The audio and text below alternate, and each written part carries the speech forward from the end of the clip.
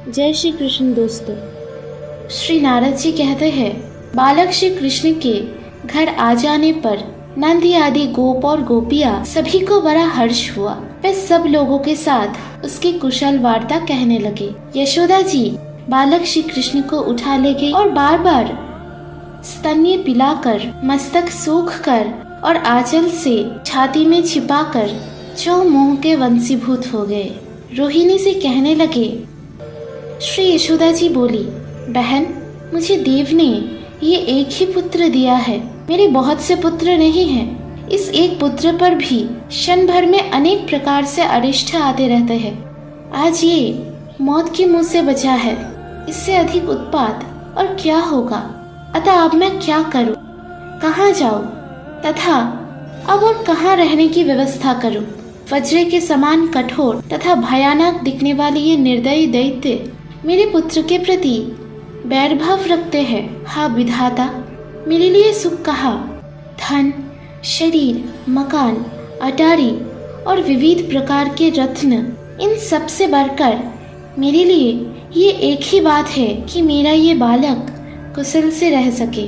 यदि मेरा ये बच्चा अरिष्टों पर विजयी हो जाए तो मैं भगवान श्री हरि की पूजा, दान एवं यज्ञ करूंगी, तड़ाक, व्यापी आदि का निर्माण करूंगी और सैकड़ों मंदिर बनवा दूंगी। प्रिय रोहिणी, जैसे अंधों के लिए लाठी ही सहारा है, उसी प्रकार मेरा सारा सुख इस बालक से ही है। अतः बहन, अब मैं अपनी लाला को उस स्थान पर ले जाऊंगी जहाँ कोई भय न हो। श्री नारद जी कहते हैं, राजन, उसी समय नंद मंदिर में बहुत से विद्वान ब्राह्मण पधारे और उत्तम आसन पर बैठे। नंद और यशोदा जी ने उन सबका विधिवत पूजन किया। ब्राह्मण बोले, ब्रजपति नामची तथा ब्रजेश्वरी यशोदे, तुम चिंता मत करो, हम इस बालक की कवच आदि से रक्षा करेंगे, जिससे ये दीर्घजीवी हो जाए।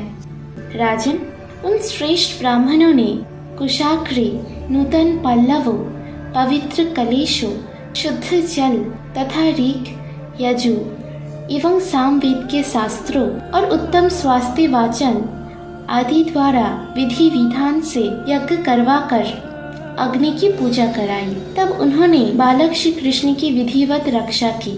रक्षार्थ निम्नांकित कवच पढ़ा। ब्राह्मणों ने कहा, भगवान दामोदर तुम्हारी चरणों की रक्षा करे, परिपूर्णतम भगवान श्री कृष्ण तुम्हारी नाभि की रक्षा करे, भगवान राधा वल्लभ तुम्हारी कटिभाग की तथा पीतांबरधारी तुम्हारी उदर की रक्षा करे, भगवान पद्मनाभ हृदय की, गोवर्धनधारी बाहों की, मथुराधीश्वर मुख की एवं द्वारकानाथ सिर की रक्षा करे, असुरों का संहार करने वाले भगवान पीठ की रक्षा करे और साक्षात भगवान गोविंद सब ओर से तुम्हारी रक्षा करे। 3 श्लोक वाले इस स्तोत्र का जो मनुष्य निरंतर पाठ करेगा उसे परम सुख की प्राप्ति होगा और उसे कहीं भी भय का सामना नहीं करना पड़ेगा। श्री नारद जी कहते हैं, तदंतर नंद जी ने उन ब्राह्मणों को 1 लाख गाय, 10 लाख स्वर्ण मुद्राएं, 1000 नूतन रत्न और 1 लाख बढ़िया वस्त्र दिए। उन श्रेष्ठ ब्राह्मणों के चले जाने पर नंद जी ने गोपों को बुला बुलाकर भोजन कराया और मनोहर वस्त्र भूषणों से उन सबका सत्कार किया। श्री बहुलाश्व ने पूछा, मुनि, ये त्रिनावर्त पहले जन्म में कौन सा पुण्य कर्मा मनुष्य था जो साक्षात परिपूर्णतम भगवान श्री कृष्ण में लीन हो गया? श्री नारद जी बोले, राजन, पांडु देश में उत्पन्न सहस्त्राक्ष नाम से विख्यात एक प्रतापी राजा थे। उनकी कीर्ति सर्वत्र व्याप्त थी। भगवान विष्णु में उनकी अपार श्रद्धा थी। वे धर्म में रुचि रखते थे। यज्ञ और दान में उनकी बड़ी लगन थी।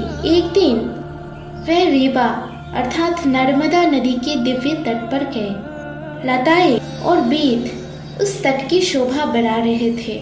वहाँ सहस्त्रों स्त्रियों के साथ आनंद का अनुभव करते हुए वह विचारने लगा।